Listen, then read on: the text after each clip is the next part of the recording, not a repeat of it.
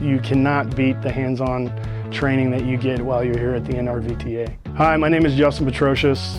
I'm a former battalion chief paramedic. Decided after retiring to take a leap of faith and do my studying at the NRVTA and move forward and be an RV technician and inspector with classes in solar and generators. I considered a lot of different career changes and happened to see the NRVTA on YouTube and thought, hey, I can do this. I've fixed houses, fixed plenty of small things around the house, and wanted to make a career out of it. My experience here has been great through the instructors and the teacher's aides. I started off taking the fundamentals course and moved forward, and I decided to take the advanced course.